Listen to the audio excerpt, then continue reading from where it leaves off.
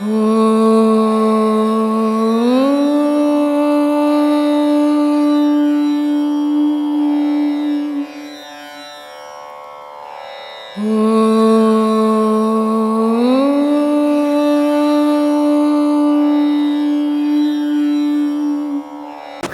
நிறைஞ்சது அதில் இல்லைம்மா, மனசில். கர்மா சக்கரத்தாண்ட போகாது. ஏன்னா அந்த சக்கரங்கள்ன்றது கடவுளினுடைய அம்சங்கள். அங்கே பாவமே போகாது, கர்மாவே போகாது, மனசுக்கு தான் வரும். மூலாதாரம் அப்படின்னா அம்பாளுன்னு அர்த்தம், சக்தின்னு அர்த்தம். அதுக்கு மூலாதாரம் என்னன்னா விந்து பையன்னு அர்த்தம். மூலாதாரம் என்னன்னா குண்டலின்னு அர்த்தம். மூலாதாரம் என்னன்னா குண்டலி பாம்புன்னு அர்த்தம். அந்த பாம்பு எப்படி இருக்குதுன்னா, நம்ம முழிக்கும்போது அது தூங்கிக்கின்னுக்குது, அது முழிக்கும்போது நம்ம தூங்கிடுறோம். இது மூலாதாரத்தினுடைய செயல்பாடுகள். அப்போது நம்ம என்ன செய்கிறோம், அந்த பாம்பை எப்படி எழுப்ப முடியும்? மூலாதாரத்தில் இருக்கிற பாம்பை நம்ம எப்படி எழுப்ப முடியும்? ஒரு கொம்பு எத்தும்பு அடிச்சு எழுப்ப முடியுமா? இல்லை தண்ணி ஊற்றி எழுப்ப முடியுமா? இல்லை தண்ணி தெளித்து எழுப்ப முடியுமான்னா எழுப்ப முடியாது.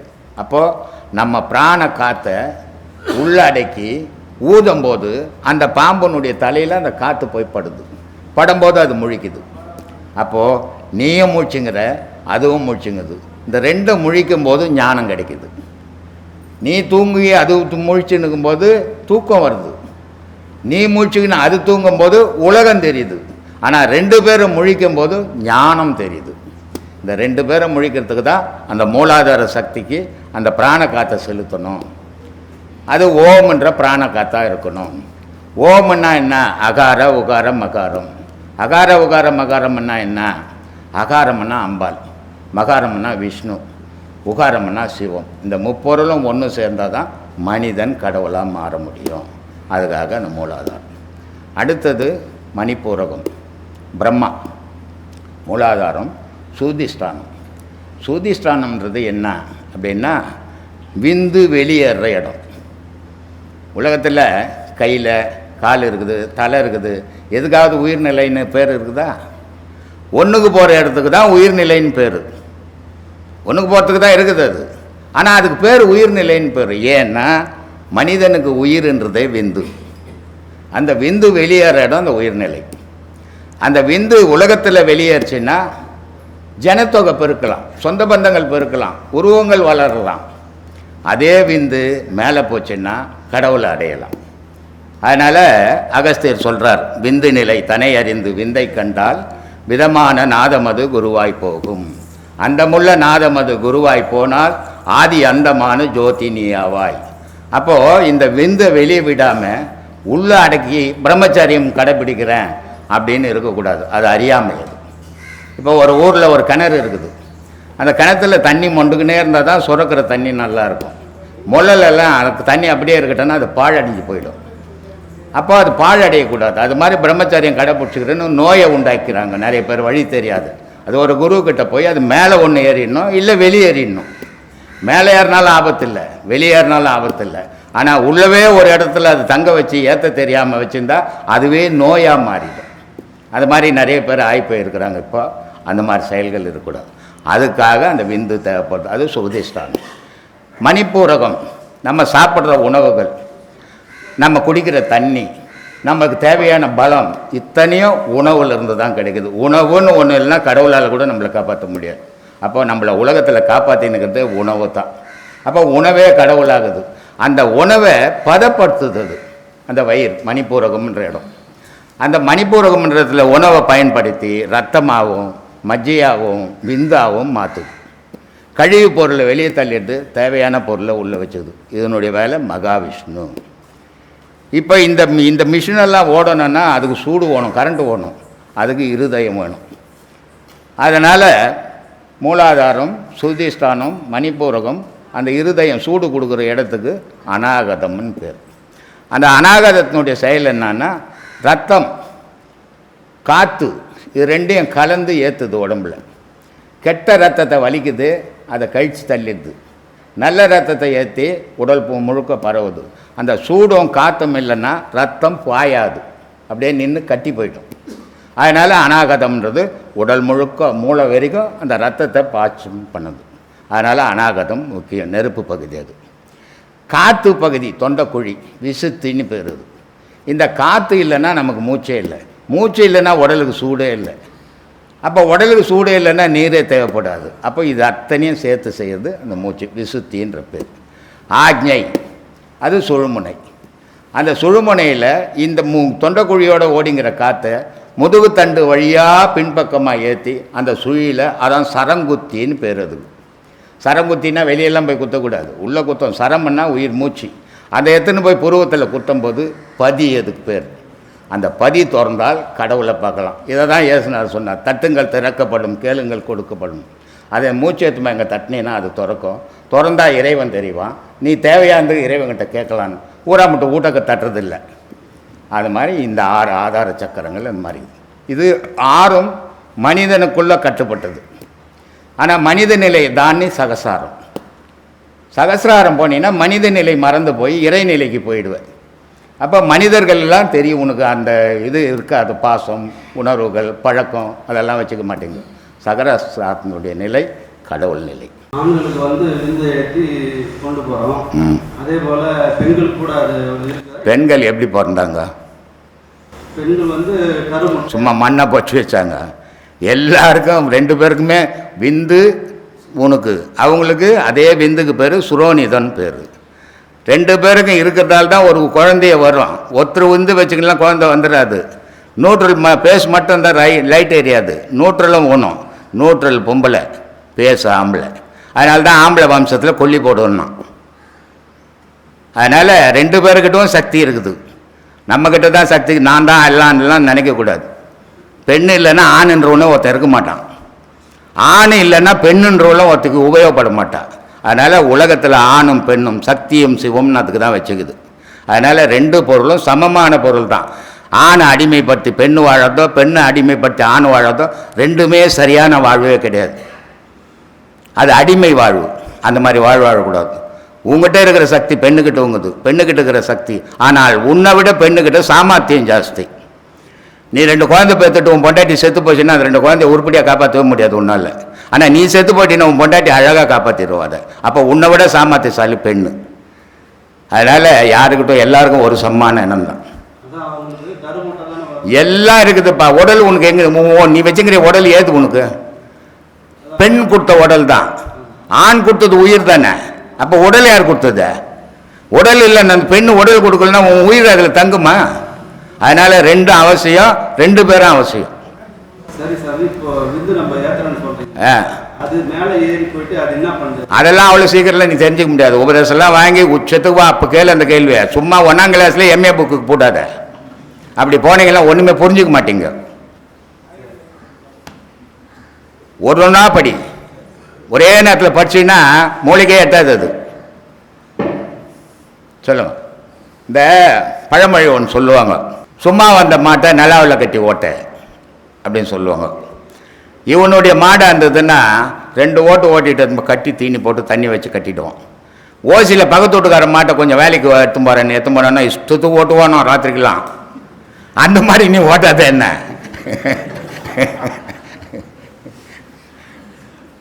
எதை தெரிஞ்சுக்கணுமோ அதை தெரிஞ்சுக்க, எப்போ தெரிஞ்சுக்கணுமோ அதை தெரிஞ்சுக்கங்க. எல்லாத்தையும் ஒரே நேரத்தில் தெரிஞ்சா எதுவுமே தெரியாத போடுவீங்க. சொல்லுங்க. ஃபஸ்ட்டு பாடம் வாங்கிட்டேன்.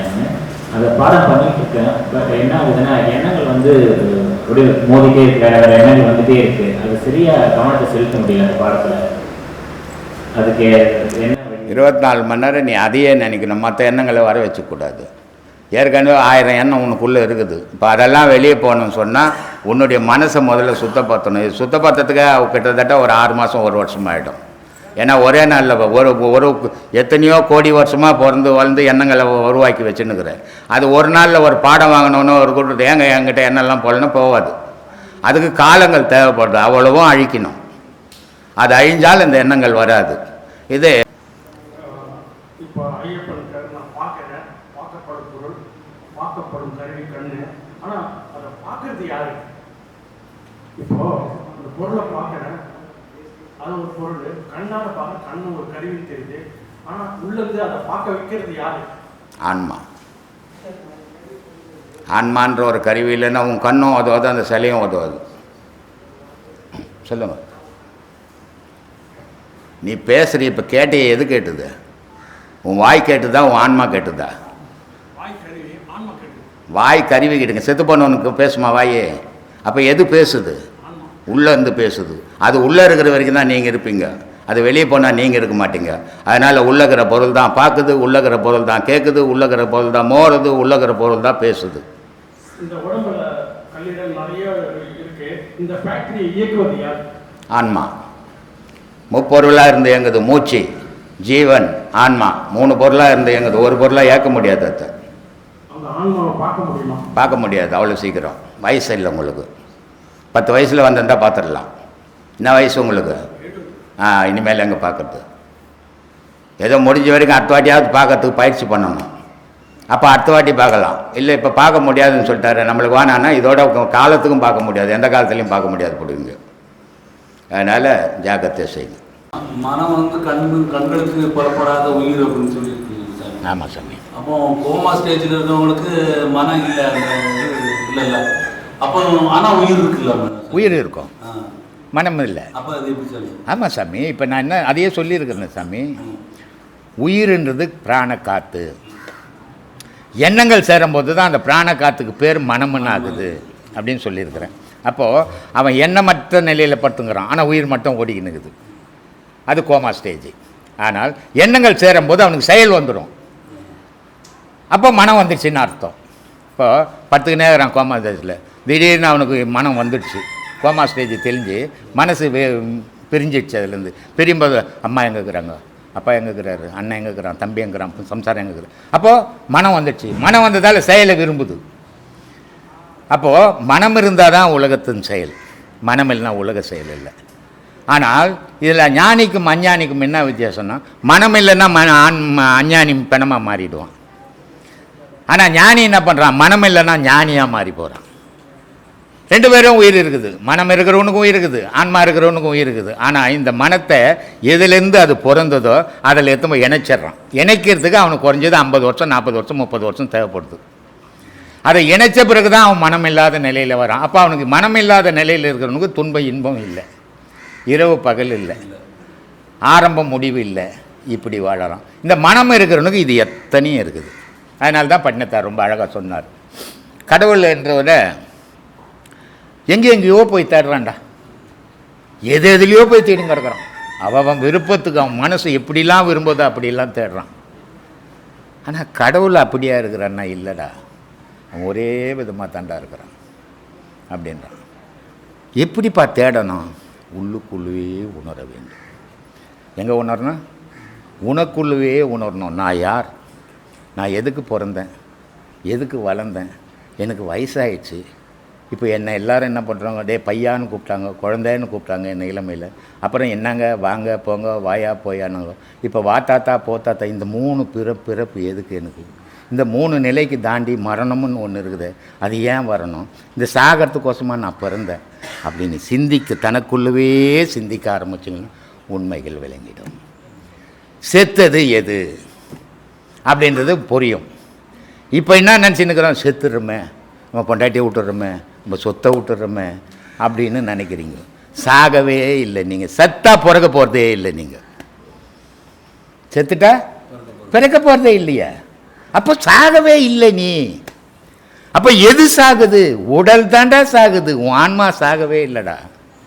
இந்த சாகாத ஆன்மாவை வச்சுக்கின்னு நான் செத்து போகிறேன்னு சொல்லிங்க எடுக்கிறேடா. எவ்வளோ அறியாமை இல்லைடா இருக்குடா. ஒரு புது ஷர்ட்டு தைச்சி போட்டேன், ரொம்ப அழகான ஷர்ட்டு போட்டு 4 கல்யாணத்துக்கு போனேன், கம்பீரமாக இருந்தது. ஆனால் கீஞ்சி போனால் அந்த புது ஷர்ட்டு நல்ல ஷர்ட்டு இவ்வளோ கல்யாணத்துக்கு போன ஷர்ட்டுன்னு போட்டு போவியா? போட மாட்டேன். அதை தூக்கி போட்டுட்டு வேறு ஷர்ட்டு போட்டுக்குவேன். இந்த ஆன்மா இந்த உடல்ன்ற ஷர்ட்டை அப்பப்போ தூக்கி போட்டு வேறு புது ஷர்ட்டு தைச்சி மாட்டிங்குதுடா போடா அப்படின்ட்டான். அதனால் சொல்கிறான், உள்ளுக்குள்ளே உணர வேண்டும், உள்ளும் புறம்பும் அறிய வேண்டும், மெல்ல கனலை எழுப்ப வேண்டும், வீதி புனலில் செலுத்தும். வீதினா முதுகு தண்டு வழியாக செலுத்தணும். வீதின்றது முதுகு தண்டு.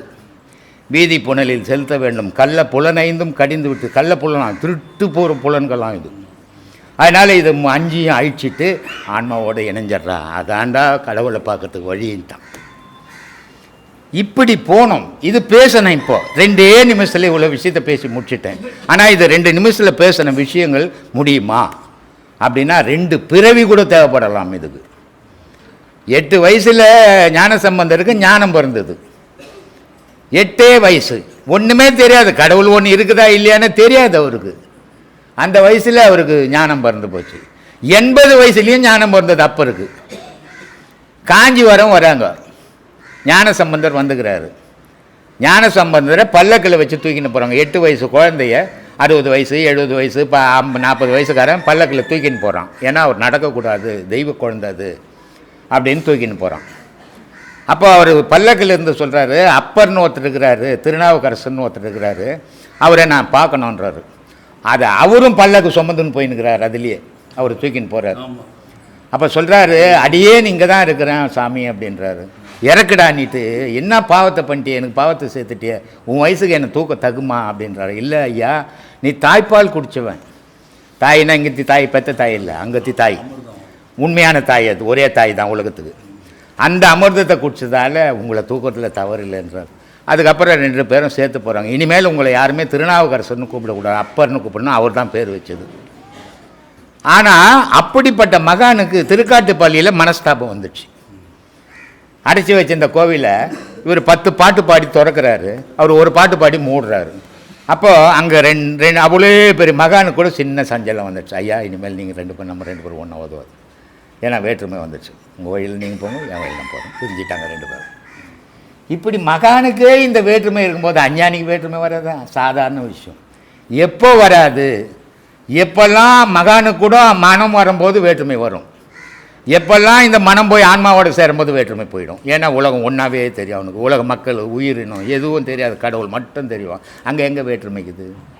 இங்கே மக்களாண்ட பார்க்கும்போது பல நிறங்கள், பல பேச்சுக்கள், பல விதங்கள், இதெல்லாம் இருக்கும்போது வேற்றுமை வருது மனசுக்கு. அப்போது மனம் இல்லாத நிலையிலே கடவுள் தெரிவா, கடவுள் தெரியாத நிலையில் மனம் வந்துடும். இதுதான் வித்தியாசத்தாமி. அப்போ மனம்ன்றது ஒரு மாயை. அந்த கடவுள் காட்சியை அதை மறைச்சியே வச்சுங்குது. ஏன்னா அது மறைச்சி வைக்கலைன்னா உலக செயலுக்கு அது எல்லாரும் ஞானியாக போனான், யாருமே பிறக்க போகிறதே இல்லை. பட்டினத்தார் சொல்கிறார், காலாஸ்திரியில் கடைசியாக அவர் எல்லா கதையும் சொல்கிறார். இது மாதிரி என்னுடைய சீடனுடைய நல்ல வாழ்க்கை இப்படியெல்லாம் ஆகிப்போச்சு, அதனால் அப்படிலாம் போகாதீங்க, ஒழுக்கமான வாழ்க்கை வாழுங்க அப்படின்னு அங்கே புத்திமதியெல்லாம் சொல்லிட்டு வர்றாரு. அப்போ அவங்க கேட்குறாங்க, சாமி நாங்கள்லாம் எப்படி ஞானி ஆகுதுன்னு. அதுக்கு அவர் சொல்கிறார், எல்லாரும் ஞானி ஆனால் ஞானிகளே பிறக்கிறதுக்கு வழி இல்லாமல் போயிடும். தூய்மையான பக்தி பண்ணுங்க. கடவுள்கிட்ட போய் பிஸ்னஸ் வியாபாரம் பண்ணாதீங்க. சாமி எனக்கு வீடு இல்லை, என் கார் இல்லை, என் பொண்ணு கல்யாணம் ஆகலை, என் பிள்ளைக்கெல்லாம் சாமி வந்து புரோக்கரா.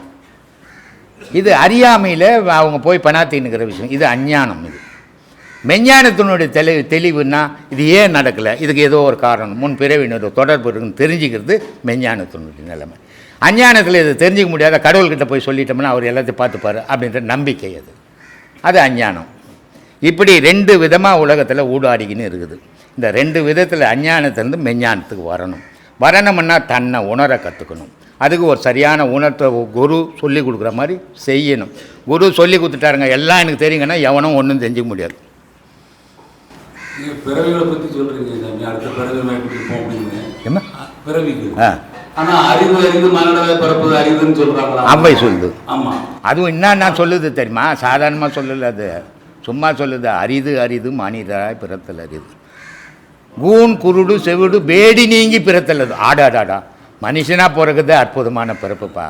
இந்த அற்புதமான பிறப்புலையும் குருடாகவும் செவிடாகவும் கூணாகவும் நாம பிறந்துக்கிட்டோமா, அற்புதமான பிறவிடா. இப்படிப்பட்ட பிறவி வச்சுக்கின்னு அநியாயமாக உலகத்தில் அழிஞ்சு போயின்னுக்கிறியாடா. இந்த பிறவி வந்ததே கிடைச்சதே நீ கடவுள் அடையிறதுக்கு தான்டா. அதை அடையிறத விட்டுட்டு உலக ஆசையிலே அழிஞ்சு போயின்னுக்கிறியாடான்னு. அதனால் அரிதான பிறப்புடா அப்பாவும் பிறப்பு, மற்ற பிறப்புக்கு இல்லாது. நான் கிளாஸ் நெட்டில் கூட ஒரு 5 வருஷத்துக்கு முன்னே கூட சொல்லியிருப்பேன் நான். அப்போ அடுத்த பிறவி அதை பற்றி சொல்லலை. அடுத்த பிறவி பற்றி அது எங்கே பேசிச்சு? இந்த பிறவி நீ அற்புதமான பிறவின்னு தான் சொல்லிச்சு. ஆமாம், இதை தக்க வச்சுக்கணுன்னா என்ன பண்ணணும்? அதனால தான் நான் கிளாஸில் அடிக்கடி சொல்கிறது, உடலை மறந்துடு, அழிய போகிற பொருளை மறந்துடு. இப்போ கூட ஒரு பாடல் சொன்னேன், காயமே இது பொய்யடா, சிவ காற்றடித்த பையடா, மாயனாராம் குயவன் செய்த மண்ணு பாண்டம் ஓடடா, உளுத்த நரும்பையும் வெளுத்த சதியையும் இழுத்து கட்டிய கூடடா, வெந்த சொத்தையும் நொந்த காய்கறி போட்டடைத்த பையடா. இது ஒரு பை, இது அப்போ ஞானி என்ன சொல்கிறான், நம்ம என்ன சொல்கிறான், இது என்னதுப்பா மெய்ப்பா. ஞானி என்ன சொல்கிறான், பொய்ப்பான்றான். அப்போ அவன் சொன்னது சரியா, நம்ம சொன்னால் அவன் சொன்னது தான் சரி. ஏன் இதை பொய்ன்னு சொன்னான்னா, இது அழியிறதுரா, இது பொய்யா போகுதுரா, மாற்றங்கள் மாறிக்கினே வருதுரா, அப்போ பொய் ஆகுதுன்னு தெரிஞ்சுடா உனக்கு, ஆனால் ஒத்துக்க மாட்டேன்றா நீன்றான். அதனால் இது பொய் பொருள், ஆனால் உள்ள மெய்ப்பொருள் இருக்குது, அதை தேடுறா, இதை வச்சுக்கணும். இதுக்கு தான் சிவவாய்க்கர் சொன்னார், ஓடம் உள்ள போது ஓடி உலாவலாம், ஓடம் உள்ள போது உறுதி பண்ணி கொள்ளலாம், ஓடம் உடைந்து போனால் ஆடும் இல்லை கோலும் இல்லை அனாதை அனாதையேன்னார். இருக்கும்போது இறைவனை பிடிச்சிக்கிடாப்பா, இருக்கும்போது உன் உயிரை பிடிச்சிக்கிடா, இருக்கும்போது உன் உயிரை அறிஞ்சிடறா. அறிஞ்சிட்டீங்கன்னா இந்த பிறப்பே தப்பாதுடா உனக்கு. நீ 100 வாட்டி போந்தாலும் மனுஷன் தான்டா. அடுத்தது ஆடு மாடு கோழி கொக்கு நாய் நிறையா பிறக்க மாட்டேடா. நீ உடல் மேலே பற்று வச்சுருந்தீங்கன்னா, இப்போது நீங்கள் இந்த வீட்டில், இப்போ ஒரு வீட்டில் இருக்கிறீங்க நீங்கள், இந்த வீடு நீங்கள் கட்டின வீடு, நல்ல வீடு, அருமையான வீடு, வசதிக்கேற்ற மாதிரி கட்டி வச்சுக்கிறீங்க. ஆனால் எவ்வளோ வருஷம் கடைசி வரைக்கும் ஒரு 100-200 வருஷமாக வாழும், ஒரு 30 வருஷம் போனால் இடிஞ்சு விழும். அப்போ இந்த 30 வருஷத்துக்குள்ளே அடுத்த வீடு ஒன்று கட்டிக்கணும் நீங்கள் வாழறதுக்கு. இது இடிஞ்சு வந்தால் அது போயிடுற மாதிரி. அது மாதிரி இந்த உடலுன்ற வீட்டை வச்சுக்கின்னு உள்ளக்கிற பொருளை நீ பிடிச்சிக்குங்க. அப்படி பிடிச்சிக்கின்னா உங்களுக்கு அழிவில்லாத வாழலாண்டான்றாங்க. இதெல்லாம் நம்ம புரிஞ்சுக்கணும். இதெல்லாம் எல்லாரும் புரிஞ்சிக்க முடியுமானா, ஒரு குரு கிட்ட போனால் தான் ஏதோ அரையும் குறையுமா அந்த குரு தெரிஞ்சுக்கிட்டு இருந்தால் கூட அதையாவது உங்களுக்கு சொல்லிக் கொடுப்பாரு. அதை தான் நான் சொல்லியிருந்துக்கிறேன். அடுத்த லைஃப் போட்டு ரெடி பண்ணிக்கணும். ஆமாம், இல்லைன்னா வீணாக தான் பிறந்ததே வீண் உலகத்தில். இப்போ ஒன்றும் இல்லை, ஒரு ஆடு செத்து போச்சு.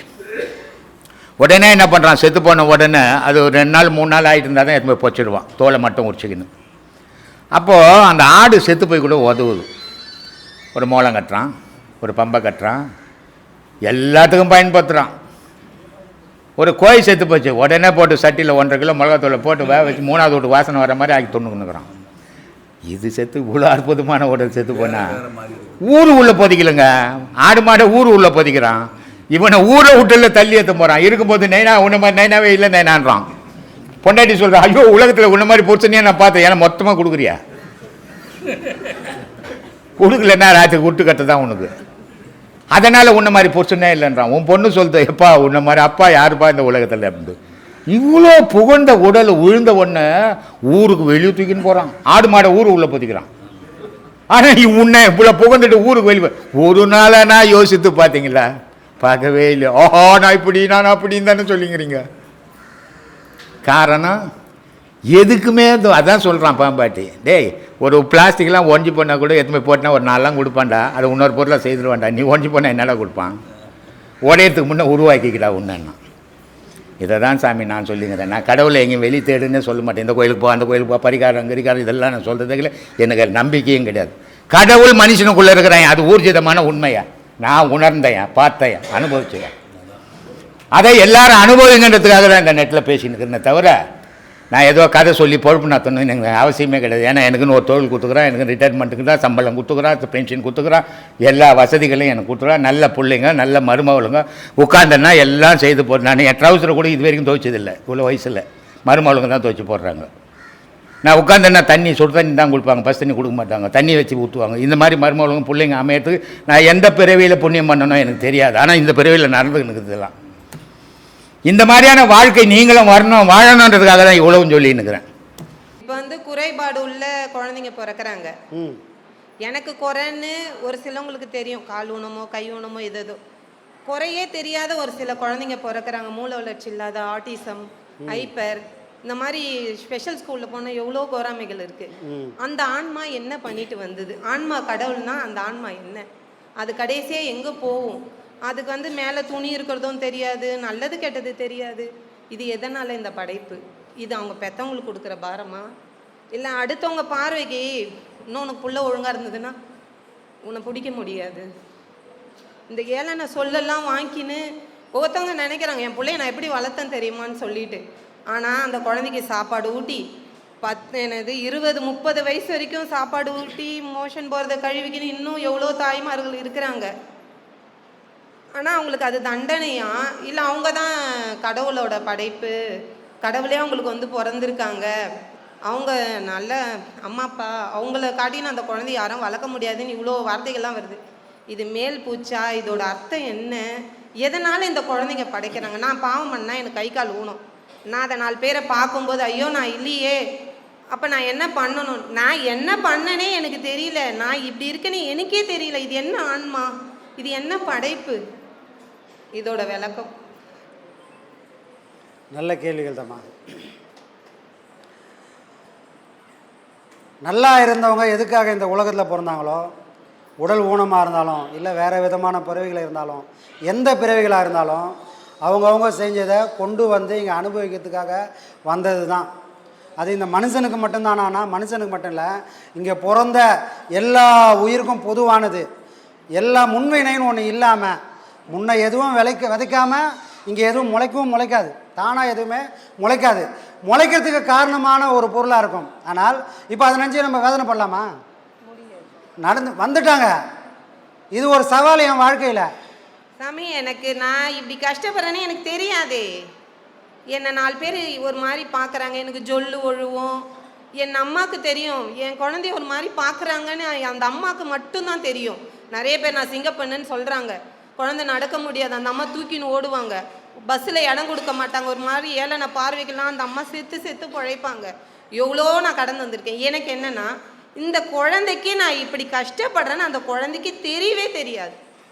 கடவுளே ஏன் இந்த மாதிரி படைச்சிருக்காங்க? இது எதை உணர்த்ததுக்காக?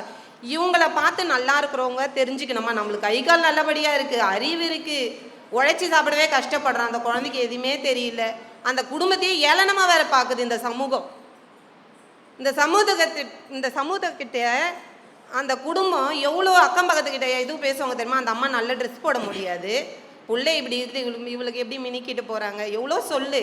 இதை ஏன்னா என் குழந்தைக்கு ஒரு சின்ன மைல்டு ஆட்டிசம் மட்டும்தான். என் குழந்தைய நான் எப்படியோ மேலே கொண்டு வந்துட்டேன். ஆனால் நான் அந்த ஸ்பெஷல் ஸ்கூலுக்கு போகும்போது தான் நான் எவ்வளோ மேலே நான் தெரிஞ்சுக்கினேன். கடவுள் அதுக்கு முன்னாடி எந்திக்கின்னு இருந்தேன். அப்பா நான் எவ்வளோ பரவாயில்ல, என்னோட எவ்வளோ பேர் இருக்காங்க. அதுக்காக அந்த குழந்தைங்க படைக்கப்பட்டாங்களா? அந்த ஆன்மா என்னவா இருக்காங்க? இதுக்கு விளக்கம் தெரியணும் தான் வந்தேன். கண்டிப்பாக கண்டிப்பாம்மா. ஔவையார் சொல்கிறாங்க, மனுஷனாக பிறந்தா போதாதுப்பா, மனுஷனை எப்படி பிறக்கணும்னா கூன் கூடு குருடு செவிடு பேடு நீங்கி பிறத்தல் அரிது, அரிதறிது மானிதராய் பிறத்தல் அரிது. பிறவின்றதே ஒரு வரம் தான். எல்லாருக்கும் அந்த பாக்கியமே, பிறவின்ற பாக்கியம் மனுஷனாக பிறக்கிறது ஒரு பாக்கியம்தான்.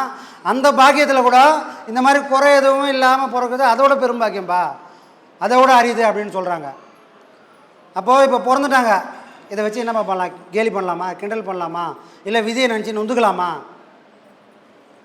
ஒரு கரு ஆணா பெண்ணான்னு உருவாகிறதுக்கு கூட இங்கே ஓடுற சுவாசம் ஒரு காரணம். ஒரு கரு பரிபூர்ணமாக வெளியே வருது, கூணாவோ குருடாவோ பார்வை இல்லாமல் செவிடு பேடு நீங்கி பிறக்கணும்னா ஒரு தாய் தன்னோட கர்ப்பத்தில் முதல்ல வாங்கும்போது இருக்கிற அந்த நினைவில் இருந்து, உடலில் மலம் இருக்கக்கூடாது, உடலில் சிறுநீர் இருக்கக்கூடாது, அப்பப்போ சுத்தம் பண்ணிக்கினே இருக்கணும். இவ்வளோ சுத்தத்தையும் ஒரு தாய் பண்ணி அந்த கர்ப்பப்பையிலேருந்து எல்லாத்தையும் அழுகு சேராமல் பார்த்துக்கணும். அதுக்கப்புறம் தான் குழந்தையே செவிடு பேடு நீங்கி பிறக்கும். அது ஏதோ போச்சு உருவாச்சு வந்துச்சுன்ற விஷயம் இல்லை. இவ்வளோ பேரும் குறையில்லாமல் இருக்கிறதுக்கு காரணம் என்னென்னா, அவங்கவுங்க அம்மா அவ்வளோ பக்குவமாக இருந்துக்கிறாங்க. அவங்க அவ்வளோ பக்குவமாக இல்லைன்னு சொன்னால் கர்ப்பத்துலேருந்து இவ்வளோ அழகாக நம்ம வந்திருக்கவே மாட்டோம். அப்போ முதல்ல நம்ம யாருக்கு சொல்லணும்? தாய்க்கு தான் முதல்ல நன்றி சொல்லணும், இறைவனுக்கெல்லாம் அப்புறம்தான். அவங்களோட உழைப்புன்றது பெரிய விஷயம். அதுக்காக அவங்க இழக்காது ஒன்றுமே இல்லை. கருவில் இருந்து ஆரம்பித்த ஒரு விஷயம். கிருஷ்ணன் கருவில் இருக்கிறான், பேசினுக்கிறான், நல்லா தெரியும் யாருக்கு? சுபத்திரை படுத்துன்னு இருக்கிறான், கருவில் அபிமன்யு இருக்கிறான். இவன் சொல்கிறதெல்லாம் கேட்டுக்கிறான். எதை சக்கர வேகத்தை உடைக்கணுன்றதுக்கு கிருஷ்ணன் எல்லாத்தையும் சொல்லிக்கினே வரான். சுபத்திரை தூங்கிட்டான். தூங்கினா கூட ஏதோ ஒரு சவுண்டு ஊன்னு கேட்டுனே வருது. என்னடா தூங்கிட்டா, யாரோ ஊங்கொட்டுறாங்களே அப்படின்னு பார்த்தா கருவில் அபிமன்யு ஊங்கொட்டிங்கிறான். சரி, இதுக்கு மேலே இவங்கிட்ட சொன்னால் சரித்திரமே மாறிடும். அப்போ அங்கேயே அவன் நிறுத்திட்டு வந்துடான். உடைக்கிற வரைக்கும் சொன்னான், திரும்பி வர்றதுக்கு வழி தெரியாது. எப்போ வாங்கினா? அம்மா வயிற்றில் கர்ப்பம் வாங்கும்போது செவி வழியாக உள்ளே போனது ஒரு கர்ப்பம் உணருது. அதை திறந்து வந்தவுடனே அந்த வாங்கினதை வச்சு அது பெரிய வீரனாக வருது. சரிங்களா? அந்த மாதிரி இது எல்லாமே கர்ப்பம் சம்மந்தப்பட்டதுமா. இது விதியை நம்ம நொந்துக்க வேண்டியதே இல்லை. இது விதின்னு சொன்னால் என்ன ஆகும்னா, அந்த குழந்தைய பார்த்து பார்த்து நான் நொந்து போகணும். நான் செஞ்ச பாவத்தை என் கண்ணீரில் கழிக்கணும்னு ஒரு விதி இருக்குதுன்னு வச்சுங்களேன். அதை பார்த்து அதை வளர்த்து 4 பேர் மாதிரி அதை யார் கவனிக்குது? இல்லை என் காலத்துக்கு அப்புறம் அந்த குழந்தைய யார் காப்பாற்றுறது? நான் இருக்க வரைக்கும் நான் பார்த்துப்பேன்பா. எனக்கு அப்புறம் அந்த குழந்தையோட நிலைமை என்னான்னு நான் பரிதவிக்கணும். இப்போ இந்த மாதிரி நான் வேதனைப்பட்டுக்கலாமா? அந்த மாதிரிலாம் வேதனைப்பட வேணாமா? இது இந்த உலகத்தில் யாராலையும் சாதிக்க முடியாத துன்பம் யார் கொடுப்பா? ஒரு ட்ரெயினில் போகிறேன், லக்கேஜ் நிறைய இருக்குது. வரும்போது 4 பேர் சேர்ந்து ஏற்றி விட்டான் லக்கேஜோடு சேர்த்து. இப்போ இறங்க போகிறேன், நான் மட்டும்தான் இருக்கிறேன். ஏன் ஒரு ஆளால் எல்லா லக்கேஜையும் தூக்க முடியாது. அப்போ நான் பார்க்குறேன் பிளாட்பாத்தில் யார் போர்ட்டர் யார் பார்க்குறா? 3 பேர் வராங்க. வயசானவர் ஒருத்தர் வராது, நடுத்தரமாக ஒருத்தர் வர, சின்ன பையன் ஒருத்தன் வரான். அப்போ நான் யாரை பார்ப்பேன்? யாரை கூப்பிட்டு எல்லாத்தையும் தூக்க சொல்லுவேன்? நடுத்தர ஏன் பார்க்குறேன்? அவங்களால மட்டும்தான் தூக்க முடியுன்ற அந்த சாதாரண விஷயத்துக்கு நான் எவ்வளோ யோசிக்கிறேன். இறைவனும் நமக்கு ஒரு சோதனை, நமக்கு ஒரு டாஸ்க் கொடுத்துக்கிறான். உன்னால் மட்டும்தான் இதெல்லாம் செய்ய முடியும். இந்த கருணை உன்னை தவிர வேற ஒரு தாய்க்கு கிடைக்குமான்னு தெரியாது. ஒரு தாயா ஒரு அம்மாவை உங்களால் தான் பண்ண முடியும். இறைவன் தேர்ந்தெடுத்துக்கிறம்மா. அந்த குழந்தைக்கு உங்களால் முடிஞ்சதை பண்ணுங்கள். அது இறைவனோட குழந்தை. விதியே நொந்துக்க வேண்டிய வேலையில் இது நமக்கு ஒரு டாஸ்க்கு. இதை நான் எப்படி சாதித்து மேலே வரப்போகிறேன்? நானும் மேலே வருவேன். என்னை நம்பியிருக்கிற இந்த குழந்தைய நான் மேலே ஏற்றுவேன்னு உங்களுக்கு விடுக்கப்பட்ட டாஸ்க்கு. அதை நான் திறமையாக செஞ்சுட்டு இறைவன் எப்போ நீ கொடுத்த வேலையை நான் சிறப்பாக செஞ்சுட்டேன்னு கம்பீரமாக நில்லுங்க. சரிங்களா? அன்றைக்கி நீங்கள் வேறு மாதிரி தெரிவிங்க. சரிங்களா? வேறு இந்த ஊர் பேசுறது உலகத்தை பேச நீங்கள் கேட்கவே கேட்காதீங்க. அது என்ன நடந்தாலும் குறை சொல்கிறது மட்டும்தான் அதுக்கு வாழ்க்கை. உங்கள்கிட்ட இருக்கிற நல்ல விஷயங்கள் யாருக்குமே தெரியவே தெரியாது, இறைவன் ஒருத்தனை தவிர. இறைவன் ஒருத்தனுக்கு மட்டும்தான் உங்கள்கிட்ட இருக்கிற நல்லது மட்டும்தான் தெரியும். அவன் குறைய பார்க்குறதே கிடையாது. ஏன்னா குறை பண்ணி போட்டு அனுபவிக்க போது நீ தான் நிறை செஞ்சால் மட்டும்தான் என்கிட்ட வரப்போகிற. அதனால் எது ஒன்று கூட்டின்னு வர போதும் அது மட்டும்தான் நான் பார்ப்பேன். நீ பண்ணுற தவறுகள் எல்லாத்தையும் நீயே சுமப்ப அப்படின்னு இறைவன் விட்டுறான். அதனால் மக்கள் 10 யாரும் வேணால் கேள்வி பண்ணிட்டோமா, அதோட சுமையை அவன் தூக்க போகிறான். நீங்கள் கம்பீரமாக நில்லுங்க. ஏன்னா இறைவன் நம்பி உங்களை நம்பி தான் கொடுத்துருக்குறான். இன்னொரு ஆப்ஷன் அவன் கிடைக்கல. புரியுதுங்களா? எல்லாத்துக்கும் ஆப்ஷன் கொடுத்துட்டாமா, உங்களுக்கு ஆப்ஷன் இல்லைம்மா. அவ்வளோ நம்பிக்கை இறைவன் கொடுத்துருக்குறான். நீங்கள் தைரியமாக செய்யுங்க, மற்றதெல்லாம் இறைவன் பார்த்துப்பான். இதில் வருத்தப்படுறதுக்கு ஒன்றுமே இல்லைம்மா. தைரியமாக இருங்க.